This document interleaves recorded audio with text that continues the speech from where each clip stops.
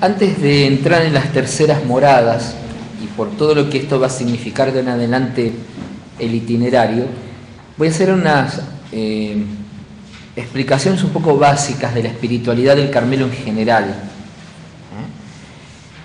Los místicos del Carmelo son místicos del ser.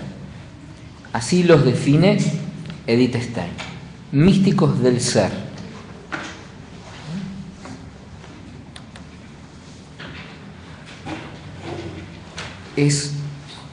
En la espiritualidad de ellos encontramos la llamada apremiante a ser, no a hacer, sino ser. Y este ser implica la humanización y divinización del hombre. ¿Sí? Como ya lo habíamos explicado el primer día, espiritualidad no significa intimismo, tampoco significa armonía, y menos es opuesto a lo material, sino espiritualidad significa vida en el Espíritu Santo, la vida nueva del bautismo. Se trata de ser hombres nuevos, ser en Cristo. El acento está puesto aquí, en ser. De este ser nuevo brota el hacer. El problema del habitante de las terceras moradas es que es al revés. Pretende hacer, no ser. Y esa es la mejor evasión que tiene todo hombre religioso.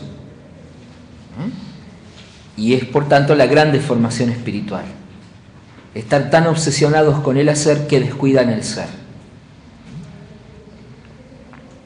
Ser hombres nuevos a imagen de Jesús, que es verdadero Dios y verdadero hombre. Por lo tanto, la espiritualidad del Carmelo es esencialmente personalizante.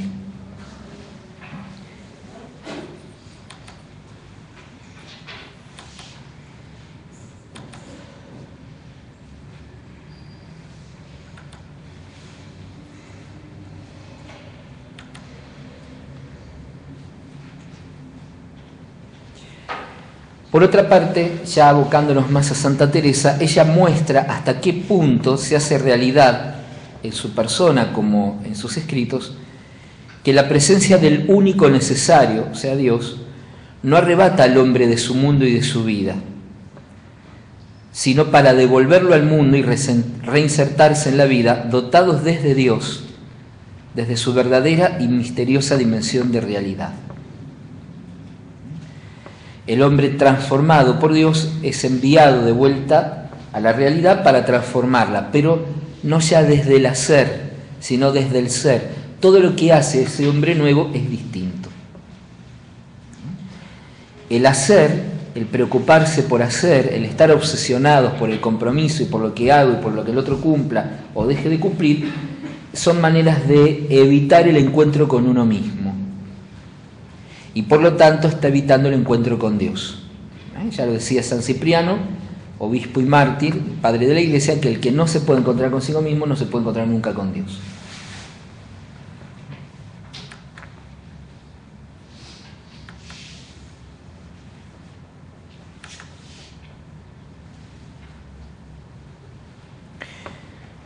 La contemplación que nos habla Santa Teresa conduce naturalmente a la acción. Por eso ella dirá al final de este libro, Moradas, Marta y María, hablando de las hermanas de Lázaro, han de andar juntas. No es que una cosa se agrega a la otra, o que una se superpone con la otra, o que es más importante una, sino que una y otra conducen necesariamente a esta vivencia, ¿no? La contemplación conduce a la acción naturalmente, y la acción vuelve a la contemplación. ¿Sí? No son añadidos en la vida, sino que hay una integración de la persona y de su realidad.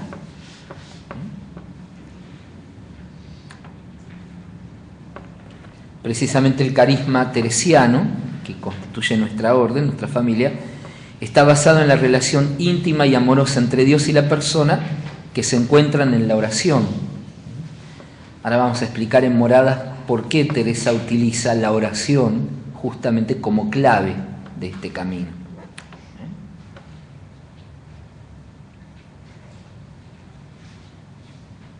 Marta y María han de andar juntas. María de Betania muestra que lo único necesario es esa escucha, esa atención amorosa al Señor que encausa toda la actividad del hombre. ¿Sí?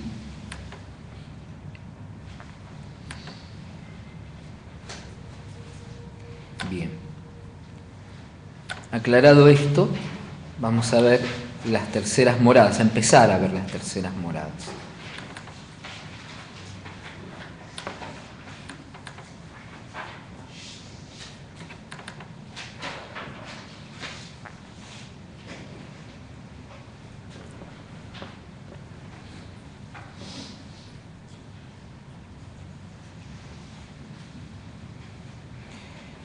Las terceras moradas nos quieren adentrar en el seguimiento de Cristo,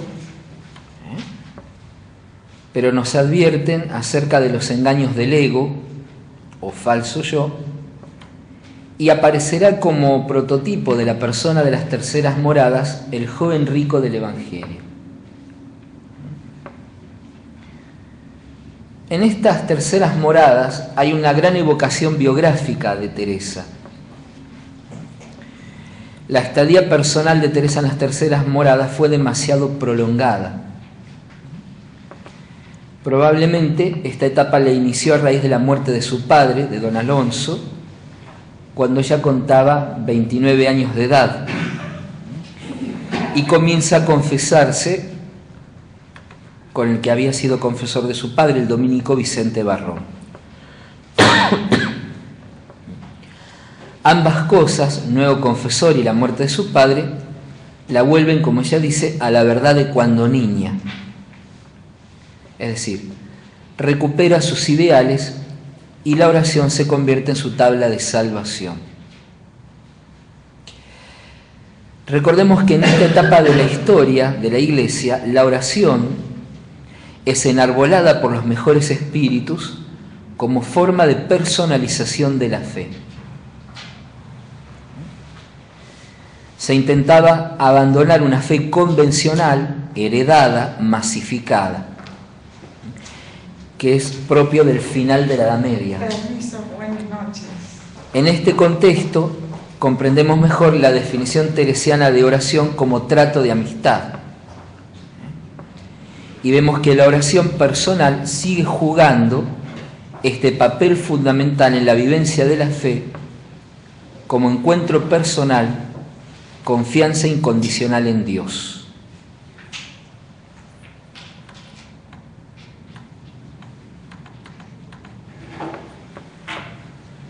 Todo parece muy claro, pero siempre hay alguien que puede molestarnos y ponernos de cabeza, y eso es lo bueno. Este es un gran especialista en espiritualidad y en la pastoral de la espiritualidad, un sacerdote madrileño, Juan Martín Velasco, que en un artículo sobre ser creyente hoy nos dice lo siguiente: puede suceder que en no pocos casos nuestra relación con Jesús se reduzca a saber sobre Él y a conocerle como conocemos otros personajes de la historia por los que sentimos simpatía, sin caer en la cuenta de que entre saber sobre Dios y sobre Cristo y creer en Él, hay la misma distancia entre saber sobre el amor porque hemos leído libros que lo explican y conocerlo porque se ha tenido la suerte de amar y ser amado.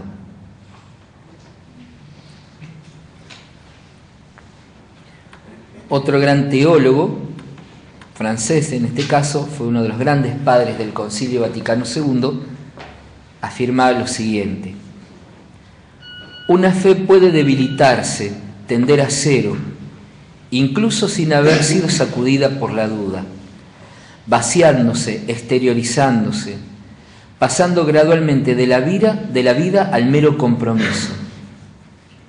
Puede incluso endurecerse y tomar apariencia de la fe más robusta, porque la corteza se ha endurecido, pero en un tronco que se ha quedado vacío.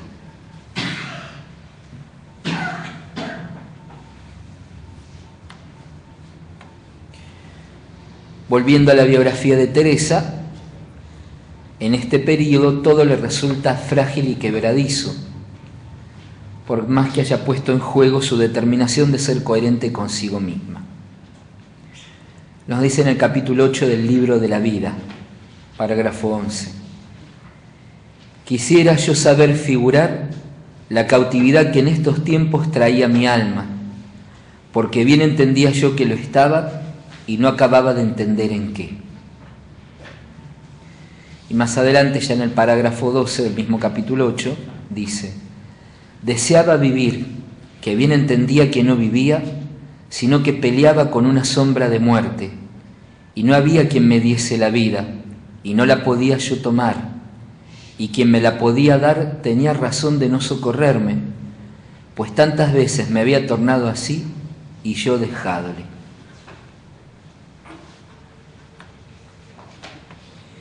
Ella se está refiriendo a una gran crisis personal, que no es vocacional ni moral, sino que podemos llamarla la crisis de la mitad de la vida, donde todos los cuestionan, todas las situaciones, todas las estructuras se vienen abajo.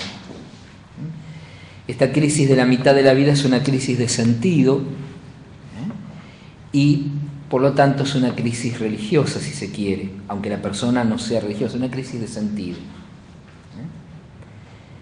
Muchas personas no la saben resolver y otras la resuelven a medias y otras no la atraviesan. Pero atravesar esta crisis es realmente nacer de nuevo. Y es poder encontrar un adulto, no solamente a nivel humano, sino un adulto en la fe. Una persona que puede reintegrarse por obra de la gracia también.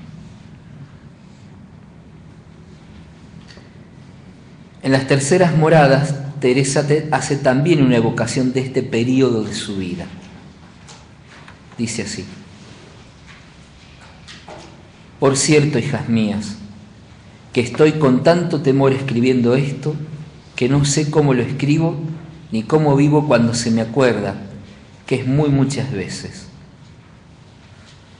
Pedidle, hijas mías, que viva su majestad en mí siempre, porque si no es así, ¿qué seguridad puede tener una vida tan mal gastada como la mía?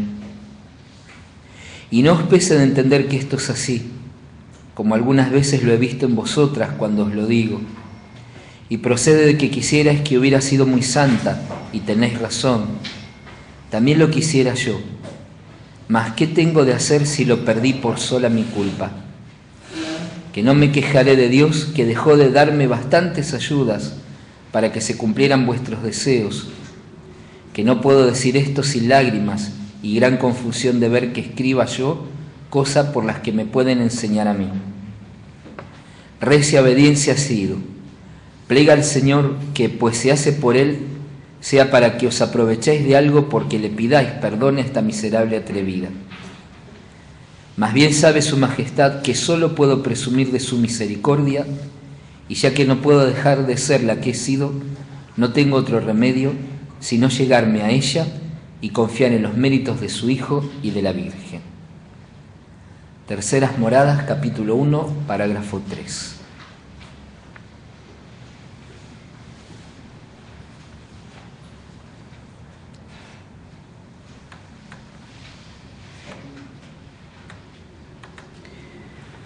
Volviendo a la crisis, dijimos que no es una crisis moral la que padece Teresa. Teresa no tiene fallas morales serias en este periodo de la vida. Sí se siente una persona dividida. Sí se siente una persona dividida que no es dueña de sí misma, a la que su afectividad impulsa a vivir en la exterioridad, no quiere encontrarse consigo misma, la lleva a encontrarse en situaciones contradictorias, ambiguas. No es tan fuerte el malestar que siente que no le cree a sus confesores que le dicen que no está pecando, pero sí se encuentra en una situación en que su vida se le escapa de las manos.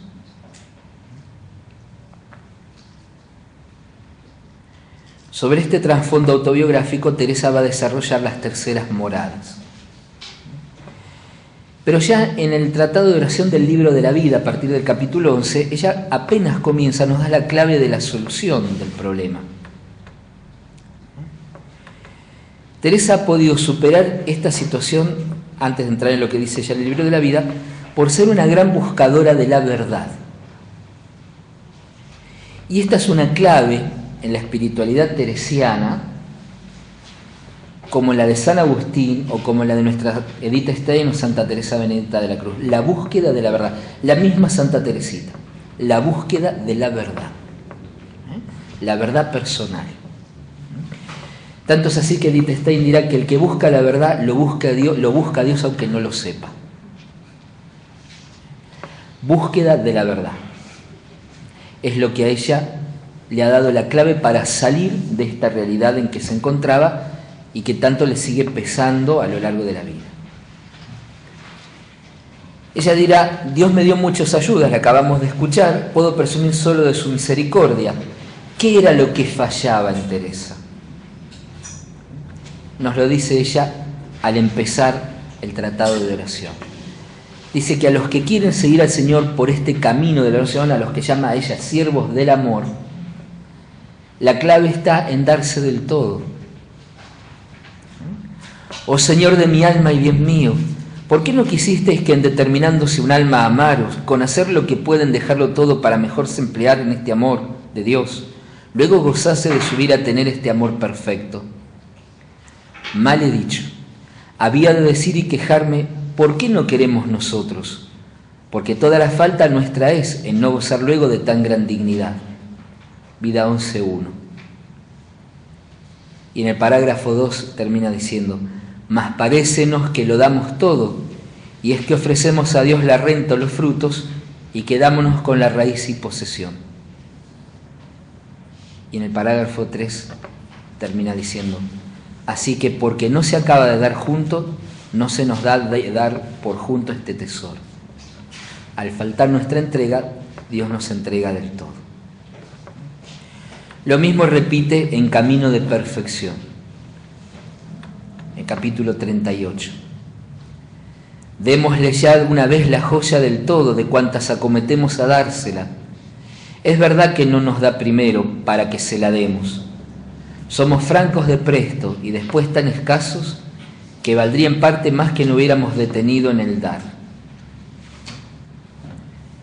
Porque todo lo que os he avisado en este libro va dirigido a este punto de darnos del todo el Creador y poner nuestra voluntad en la suya. Camino de Perfección 38, parágrafos 8 y 9.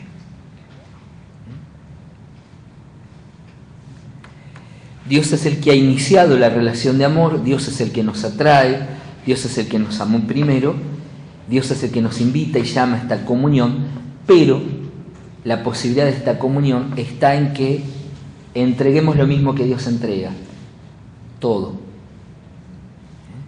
Teresa dijo muy interesantemente la frase del libro de la vida: le damos la renta y los frutos, pero no entregamos la raíz y el árbol.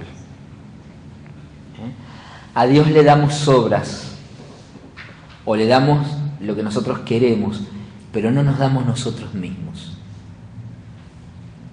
Y la clave está en la entrega total de uno mismo. Uno no puede darse a sí mismo si no se posee a sí mismo, dice Isabel de la Trinidad, carmelita francesa de finales del siglo XIX, principios del XX. Uno no se puede dar a sí mismo si no se posee a sí mismo. Justamente el habitante de las terceras moradas no se posee a sí mismo. Por eso se esconde detrás de las buenas obras, detrás de un supuesto compromiso.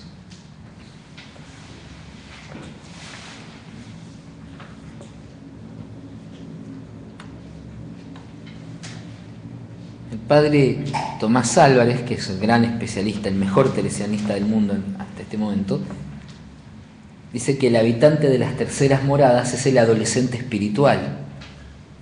Se pueden tener 80 años, pero es el adolescente espiritual.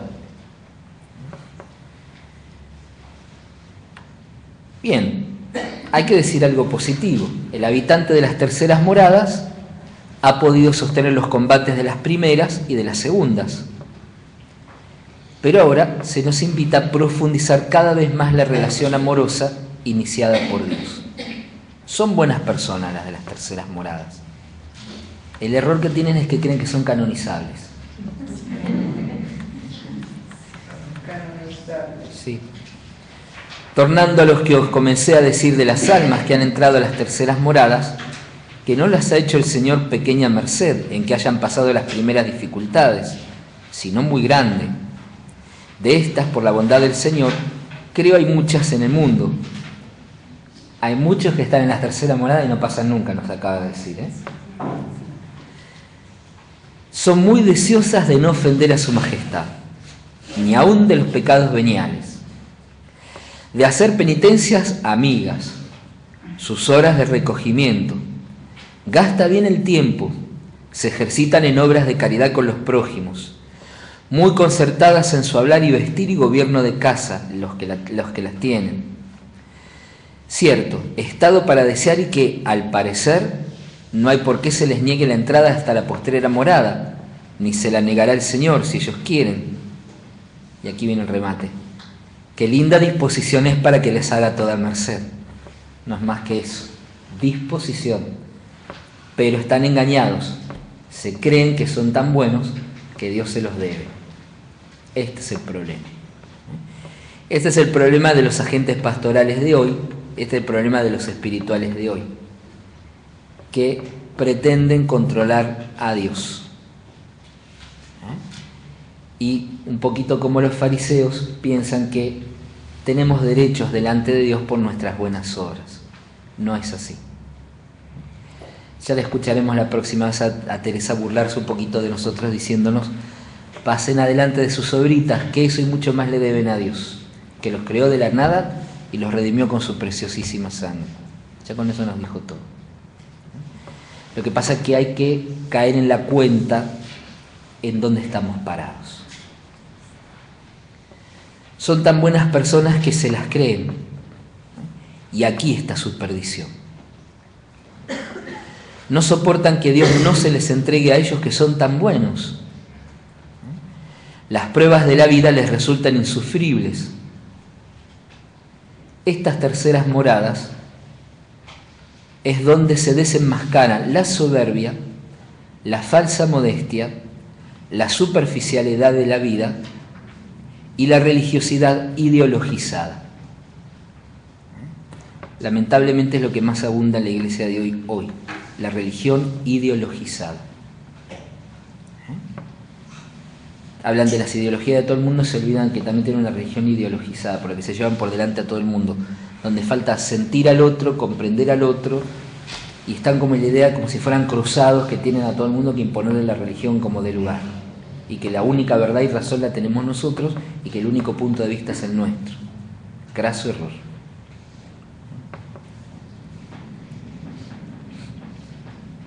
El hombre siempre ha tenido mucho miedo a encontrarse consigo mismo, por eso se rodea de ruidos que lo entretengan, o de alaraca religiosa que lo hagan pensarse un verdadero creyente comprometido con la causa de Dios. Aclaremos algo, no tiene que ver ni con la derecha ni con la izquierda en la vida de la fe. De los dos extremos y los del medio pueden ser ideologizados, se la pueden estar creyendo. Las terceras moradas nos invitan a viajar a lo profundo del yo y renunciar al ego con que solemos confundir al yo. La próxima vez nos vamos a detener mejor en esta diferenciación. Santa Teresa al ego lo llama, con un nombre típico de su época, la honra.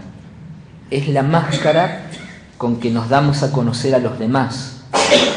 Lamentablemente a veces confundimos la máscara con nosotros mismos y creemos que así nos podemos presentar delante de Dios, y hasta nos confundimos nosotros mismos pensando que nosotros somos la máscara. Algún autor espiritual, siguiendo muy bien a los famosos antiguos padres del desierto, o a uno de los grandes padres del monacato, Evagrio Póntico, dicen que las heridas de la vida tienen una finalidad muy interesante, romper la máscara para que surja nuestra verdad, que es más hermosa que la máscara, porque es la verdad, la imagen y semejanza de Dios. El ego es el falso yo, el yo es la verdad, la imagen y semejanza que somos de Dios. Seremos llevados de la mano de Jesús para conocer nuestras profundidades con sus lados de miseria y la belleza del palacio que somos, tal como Teresa nos describió en las primeras moradas. La oración de recogimiento, de la que hemos hablado extensamente la vez pasada, nos hará experimentar la misericordia de Dios que abraza nuestra verdad personal tal como es. En estas moradas Teresa va a poner el acento en la humildad. La humildad, que nos hará aceptar con sinceridad y sin avergonzarnos la grandeza y miseria de nuestra realidad personal. En las sextas moradas volverá a hablarnos de la humildad y la va a definir, la mejor definición que existe de la humildad en la Iglesia es esta: caminar en la verdad. Y pocos renglones después nos dirá que es a la luz de Dios, o sea que no hay lugar para el juicio, sino para vernos con la misma mirada de Dios. Somos barro, pero también somos luz. Quedarnos con uno de los extremos es no ver la verdad. Es falsificar la verdad y por lo tanto no poder encontrarnos con nosotros mismos y tampoco con Dios. Cada uno deberá tratar de descubrirse en sus fragilidades, miserias y flaquezas, a las que no accedemos por causa del temor. Teresa nos insiste en entrar más adentro por los caminos del autoconocimiento y la serena aceptación de sí mismo. Es lo mismo en que nos insiste San Juan de la Cruz. San Juan de la Cruz nos pone, digamos, como es más académico él y está escribiendo no en un lenguaje coloquial como Teresa, sino que escribe de un modo un poco más, como bien dicho, académico, escribe con más fuerza algunas cosas y subraya con más fuerza los aspectos negativos, esta no verdad que nosotros enmascaramos tantas veces, ¿no? De hecho, en el libro de la Noche Oscura describe los 7 pecados capitales de los principiantes, dice él, ¿no? Y va mostrando la soberbia espiritual, la gula espiritual, la avaricia espiritual, cómo detrás de aparentes hechos buenos, si levantamos la tapita, encontramos que hay otras cosas. Bien. En las segundas moradas, Teresa nos hizo descubrir cómo Cristo hombre llamó personalmente a los discípulos, y fuimos llamados también nosotros. Ahora en las terceras, Teresa nos interpela para que tomemos la firme decisión de seguir a Jesús, de configurarnos con Él. Ella utiliza una palabra que no nos tiene que llevar a confusión, ella utiliza la palabra perfección, que a nuestro lenguaje de hoy la tenemos que retraducir por plenitud, ¿sí? Como la santa usa muchas veces la palabra rigor, en su sentido significa radicalidad, no rigorismo como en la época nuestra. Hay que saber hacer el traspaso. Las palabras sufren desplazamiento semántico a lo largo de los siglos, y acuérdense que en tiempo de Teresa se está terminando de armar el castellano, y de hecho ella es una de las autoridades de la lengua, ¿sí? Entonces, rigor hay que entenderlo por radicalidad, totalidad de nuestra entrega, y como dijimos recién, la otra palabra, perfección, hay que entenderlo por plenitud. No hay lugar a los perfeccionismos, que eso es otro criterio muy lamentable de nuestra época, de todas las épocas, pero ahora es una presión demasiado fuerte. Teresa nos habla, el lenguaje de Teresa hay que entenderlo bien, se habla de plenificación del hombre, seguir plenamente a Cristo, es configurarse con Él. Tener rigor en esto es ser radicales, darlo todo. Darlo todo. No se nos pedirá simplemente la desapropiación material, como a primera vista queremos entender en el Evangelio del joven rico, que es la figura bíblica que pone acá, sino que se nos pedirá dar toda nuestra persona, desnudándola de todas sus máscaras y falsedades.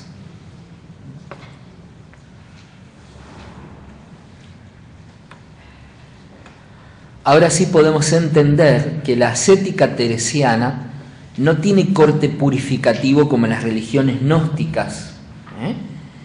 Le hace hoy la nueva era, New Age.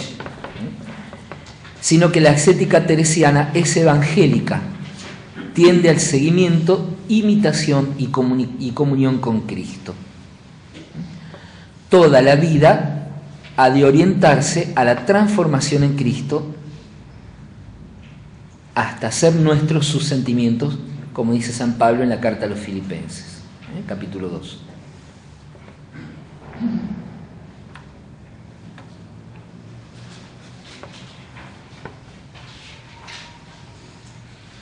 Vamos a detenernos ahora en la figura del joven rico, en la versión del Evangelio de San Mateo, que es la que utiliza ella. Mateo 19, del 16 al 22. ¿Sí?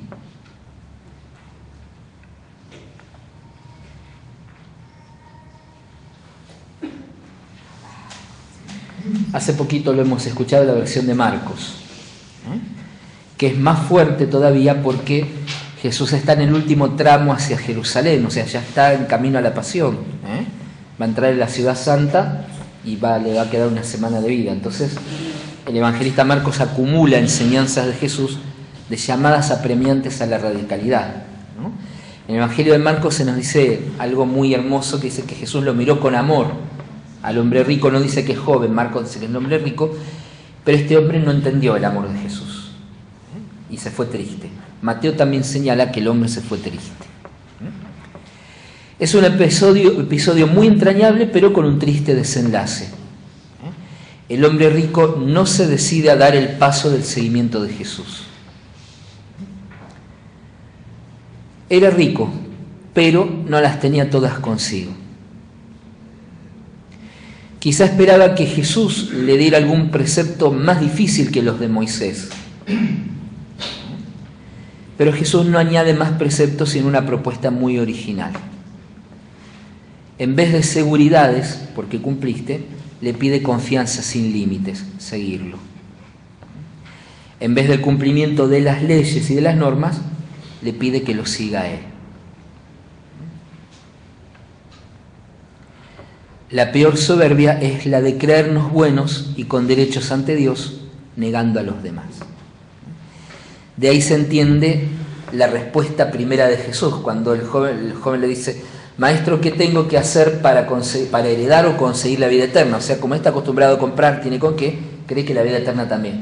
Y Jesús le contesta de una manera insólita para los judíos. No le contesta los 3 primeros mandamientos, le contesta los 7 segundos, los que están dirigidos al prójimo. Porque él no está pensando en el otro, está pensando en sí mismo nada más. Y el joven muy rápido le dice: esto ya lo cumplió desde siempre. Entonces Jesús, ¿qué más tengo que hacer? Entonces Jesús ahí lo mata, pobre, le dice: si querés llegar hasta el final, vendé todo lo que tenés, dalo a los pobres, ven y sígueme. Pero el joven rico se va triste porque poseía muchas cosas. En realidad el tema no es lo que posee, sino el falso yo. En la mentalidad de los judíos del tiempo de Jesús, tener abundancia de bienes es tener la certeza de que Dios me quiere. Y es falso. El que yo tenga abundancia de bienes no significa que soy bendecido por Dios. De hecho, Jesús, el Dios hecho hombre, hizo opción por la total pobreza. Así que no es sinónimo. Lo que no quiere renunciar es la imagen de saber, si tener la certeza de que Dios lo quiere y que es amigo de Dios. Eso es lo que no se quiere desprender el joven rico. No solo los bienes materiales, sino sobre todo la certeza, la seguridad de la imagen que le da ser un rico. Tenerlo a Dios comprado, si se quiere decir. Seguir a Jesús es mucho más que el cumplimiento de unos mandamientos. Es mucho más. De hecho, ser cristiano es seguir a Jesús, no cumplir simplemente mandamientos. Es mucho más. Es desbordar los mandamientos. Volviendo a este Evangelio de Mateo, el evangelista San Mateo, con mucha inteligencia, el primer discurso que da Jesús es el Sermón de la Montaña, que comienza con ¿qué? Con las bienaventuranzas, que está en el lugar de los 10 mandamientos. El evangelista ha puesto detalles de la escena muy interesantes, idénticos a Moisés cuando da las tablas de la ley. Sube a la montaña, está en la montaña, va a enseñar, pero hay una gran diferencia. A Moisés nadie se podía acercar porque Dios lo tenía prohibido, a Jesús sí se pueden acercar. Y ve esta gente que la sigue y Jesús empieza a enseñar las bienaventuranzas que superan por mucho a los 10 mandamientos. Los 10 mandamientos son imposiciones y además de corte negativo, no harás tal cosa, no harás tal cosa. Acá Jesús dice, felices los que hacen tal cosa, bienaventurados los que viven de esta manera. O sea que el evangelista Mateo nos está diciendo, miren, los mandamientos están muy lindos, pero hay que superarlos por muchísimo más. Esas son las bienaventuranzas. Y después todo el sermón, que son los capítulos 5, 6 y 7 de Mateo, Jesús se pasa superando las leyes de Moisés. Ustedes saben, siempre con este estribillo, ustedes han oído que se dijo tal cosa, y agrega Jesús, pero yo les digo, o sea que Mateo nos está diciendo, miren, Jesús es el nuevo Moisés, el definitivo Moisés, es la palabra de Dios definitiva, a Él hay que escuchar. O sea, ser cristiano es más que cumplir los mandamientos, es seguirlo a Jesús. Y seguirlo a Jesús es vivir como Él. Por eso el evangelista nos dio esta pista interesante. Si quieres llegar hasta el final, le dice al joven rico, no heredar o conseguir la vida eterna, sino si quieres llegar hasta el final, o sea, ¿puede tener algún sentido emprender un camino si no llegar a una meta? La meta es la plenitud del hombre. Es lo que se nos está diciendo. Las posesiones o el cumplimiento de las leyes para obtener seguridad es lo que impide alcanzar una meta verdaderamente humana. El desenlace del encuentro es triste, pero el comentario de Jesús todavía es más desolador. Dice, qué difícil es que los ricos entren en el reino de los cielos. Es más fácil que un camello entre por el ojo de una aguja. Los discípulos se asustan, entonces ¿quién podrá salvarse? Porque participan de la misma mentalidad del joven rico. Y Jesús dice, para los hombres es imposible, pero no para Dios.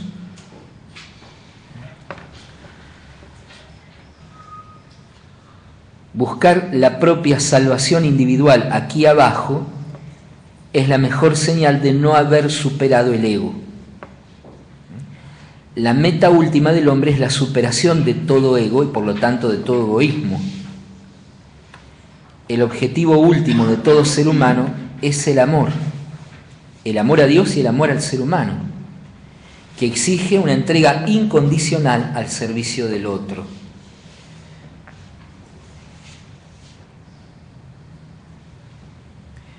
En este caso concreto, el apego a las riquezas nace siempre de un ego que necesita seguridades. Mientras exista la preocupación por uno mismo, no puede alcanzarse la meta. El obstáculo no son las riquezas, no está en las cosas, sino en la existencia de ese ego que me obliga a buscar seguridades, para el más acá o para el más allá, da lo mismo. Es lo que hizo estallar a Lutero, a Martín Lutero, poco antes del nacimiento de Santa Teresa, ¿no? En que la venta de indulgencias lo indignó muchísimo porque era ganarse seguridades para la vida eterna. No se ponía de relieve suficientemente la gratuidad de la salvación. Es lo que a Lutero le molestó y tenía razón. Nada más que Lutero se va a meter en otro berenjenal en que no tenía razón, pero su estallido inicial es muy razonable, teológicamente correcto. Por otra parte, digamos, de todas las tesis de Lutero, no todas estaban equivocadas. Muchas eran ciertas y otras la Iglesia no las había definido todavía. Así que Martín Lutero no era un malvado demonio, sino alguien un hombre profundamente religioso que buscaba ser coherente, buscaba ser muy coherente. Y en consonancia con el Evangelio vemos que Martín Lutero tiene más razones de las que creemos. Entre ellas esa seguridad de las riquezas espirituales o tener lleno el haber del libro diario de los balances para presentarle y decirle tengo derecho para conseguir la vida eterna.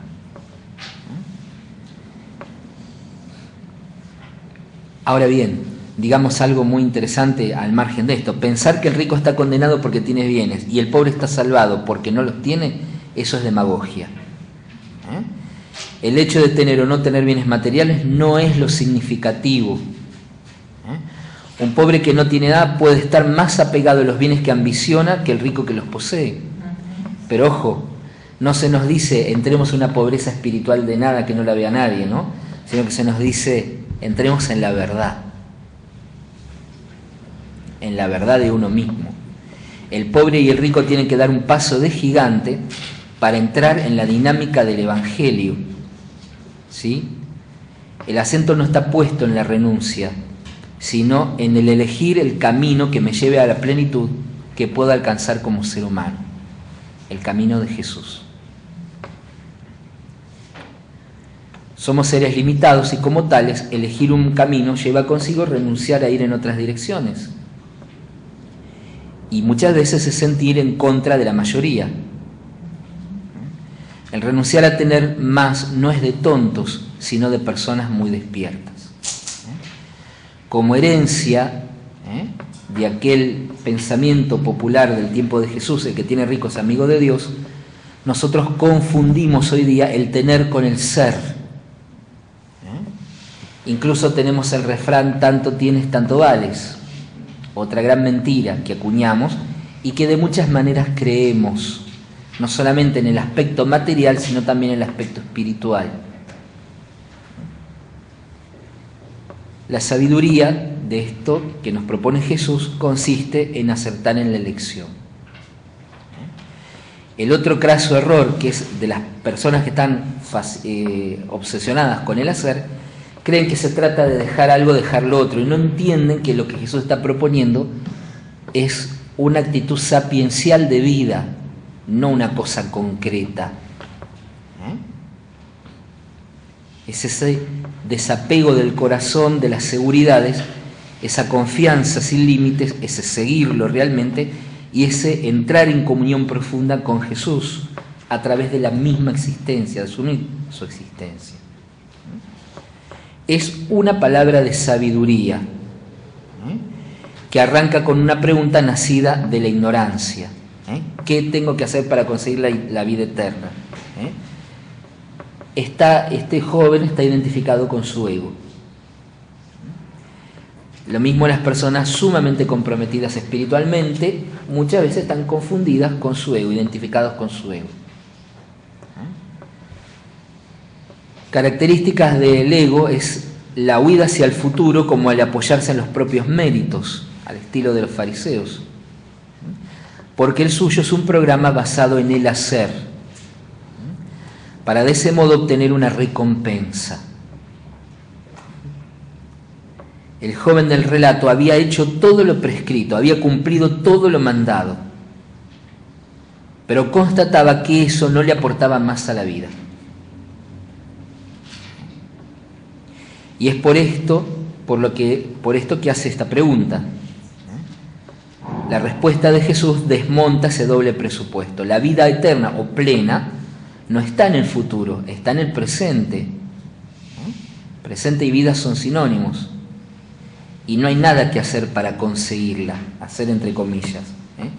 El camino no es el de fortalecer el ego acumulando méritos, sino más bien al contrario, es desapropiarse del ego. Pero esto no nace del voluntarismo ético, sino de la comprensión de nuestra verdadera identidad. Y aquí dejamos las terceras moradas por hoy.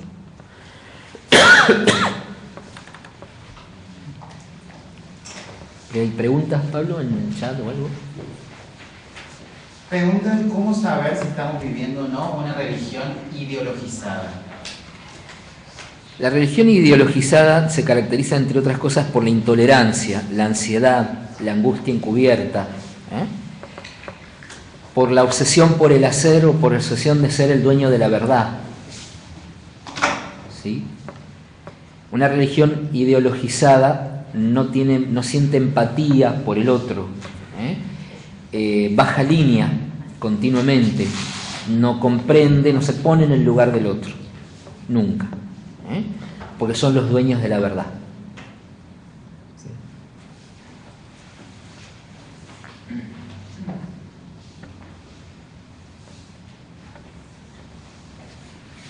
De ahí venga la enorme intolerancia hacia las situaciones de vida de algunas personas que teóricamente están irregulares para lo que se considera la moral o la doctrina correcta.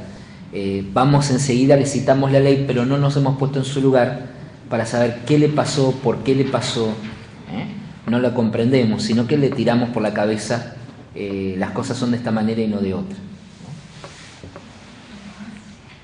Sí. Sí, cuando habla de configuración con Él. Con Cristo. Sí, ese es el comando con Cristo. Sí. Yo pregunto si ahí el seguirlo, si uno logra esa alta contemplación de configurarse con Él, el seguirlo está anulado, va a quedar como Pablo que dice: ya no vivo yo, sino es Cristo que vive en mí. Pero eso es el final del camino. Si no lo sigo, yo no puedo llegar a la meta. Es como quiere ir a Altagracia sin moverme de acá. No llego a Altagracia. ¿Y qué le significa a usted configurarse con Él? ¿Qué significa la palabra configurarse? Tomar su figura, su forma, conformarse con Él. Entonces no lo sigue. Y si no, no puedo configurarme si no lo sigo. Yo no puedo configurarme por arte de magia. Para poder configurarme tengo que seguirlo a Él. No es algo que sucede instantáneamente. Está donado en el bautismo, por cierto, pero esa configuración se va dando en la medida que lo voy siguiendo. Y ya las terceras moradas te acaba de mostrar la gran problemática que tenemos para configurarnos. El no encuentro con nuestra propia verdad personal, la superficialidad de vida, o el confundir mi ser con el hacer. ¿Sí? Entonces, acá empiezan a aparecer los obstáculos. La vez pasada hemos hablado de parte de lo que está en la ronda del castillo, que nos tiene muchas veces atrapados y no nos permite dar esos pasos de personalización en la fe. Otra cosa a aclarar: la oración contemplativa es un don que Dios lo da a quien quiere y cuando quiere y si quiere, y que no está obligado a dárselo a nadie. La configuración con Cristo sí es la voluntad de Dios, y eso sucede, pero el don de la contemplación no. Lo da Dios si quiere o no, y como dice Teresa en Camino de Perfección, no es necesario para la salvación, así que lo da o no lo da. Nosotros no tenemos derecho a pedirlo, ¿sí? Pero no hay posibilidad de configuración si no hay seguimiento e imitación de Jesús. Y sí, efectivamente, el final del camino es lo que dice San Pablo: vivo yo, pero no soy yo, es Cristo quien vive en mí. Pero es el final del camino, no el principio.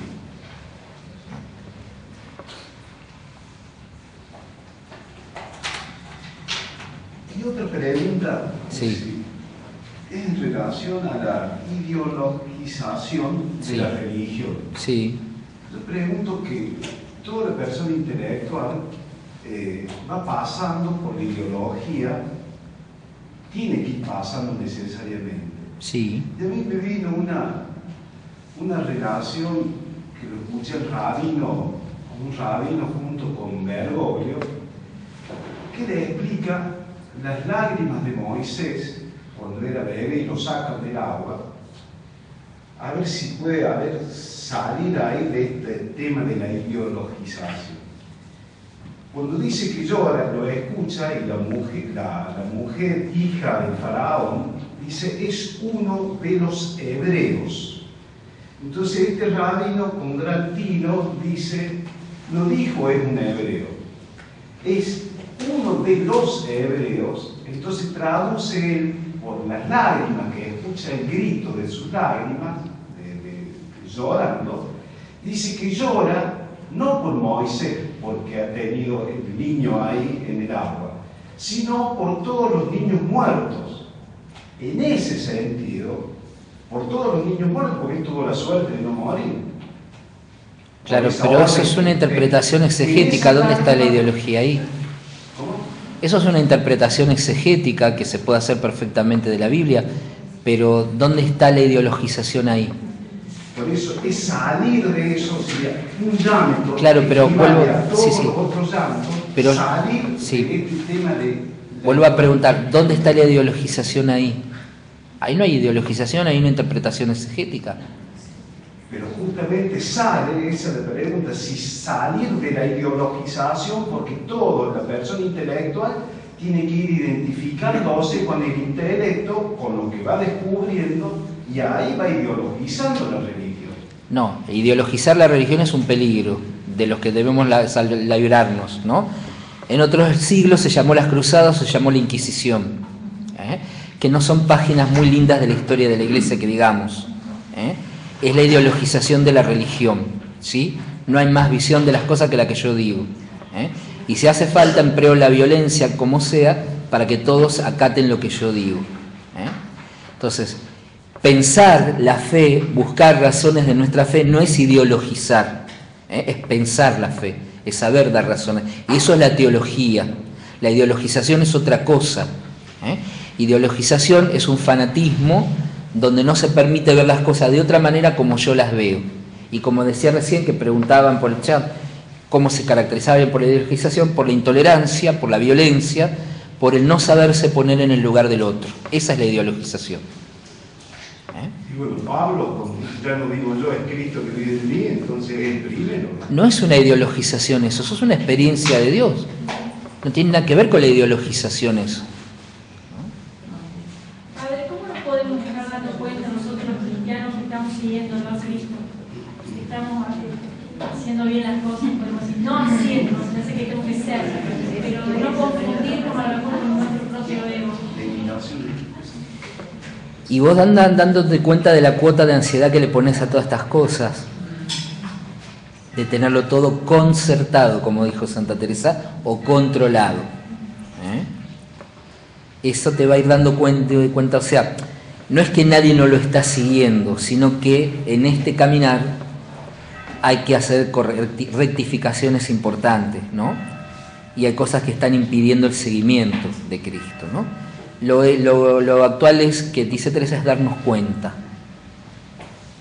¿Cómo se procede ante justamente la profesión de fe de un solo Dios verdadero, que no parezca esto un argumento ideologizado? La experiencia del pueblo de Israel, como del monoteísmo, en un ambiente en que no lo había, es la experiencia fundante de su fe, la experiencia de la salvación de ese Dios que interviene, que sí se convierte en un momento en una ideologización. O sea, todo lo bueno lo podemos convertir en lo peor. Una normativa moral buena que es propuesta de vivir lo mejor o lo bello lo podemos convertir en algo terrible. No es que yo piense con convicción la ideologización. La ideologización se caracteriza por la intolerancia, la violencia, como te digo, y el no comprender nunca la situación del otro. ¿Entendés? Estamos hablando de eso. No es que yo tenga convicciones. No es, me da lo mismo que haya un Dios, que haya 3, que haya 50.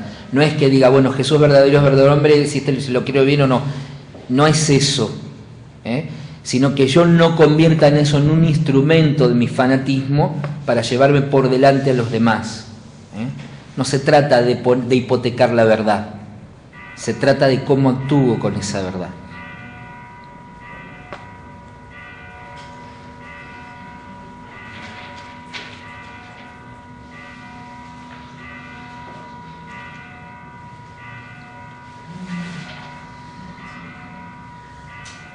Muy bien, nos vemos el martes que viene.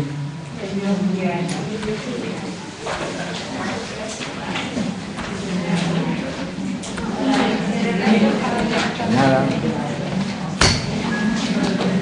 Oh. ¿Y dónde salió ese babero? Gracias, padre. De nada.